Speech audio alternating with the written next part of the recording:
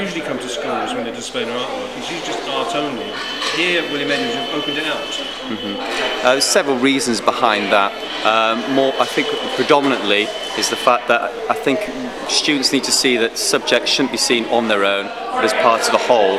I think sometimes students, they go to one class and they'll think that's art, they go to second class, they go that's art textiles, a third design technology, but they're not seeing the subjects holistically, you know, the skills that are learned from one subject to another. And I think the idea by having an evening like this, a day like this and an evening where we bring all the arts together, I think it allows students to see how all these departments, they do have their creativity as a whole, rather than, you know, explicit in their own certain set areas. So I think that was the reason behind having it as a combined arts as opposed to a singular, just an individual departmental project.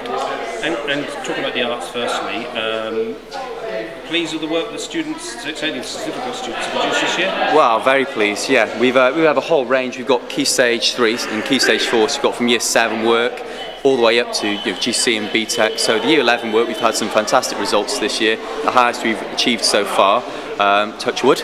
We will wait for the results to be published. BTEC, we're very happy again. We're getting a lot of high achieving students, as well as just getting all those people getting up to the pass rate.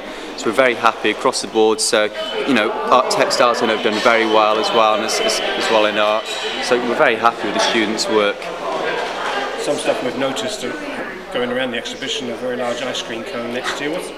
How do you mark that? Ah, okay.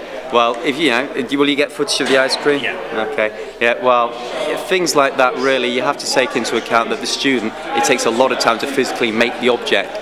Something like a painting, it can be planned, it can be meticulously made beforehand.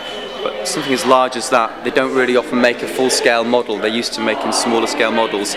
So when it comes to marking it, yeah, it is a bit more difficult because you realise the physicality of making a large object is obviously going to be a problem for that student. So they might not get certain attention to detail, but something maybe done on a 2D picture, like a painting, such forth. So obviously there's leniency in there, but you know, she's done absolutely fantastic. Looking at the artist involved, she did a lot of research, and she came up with this fantastic idea.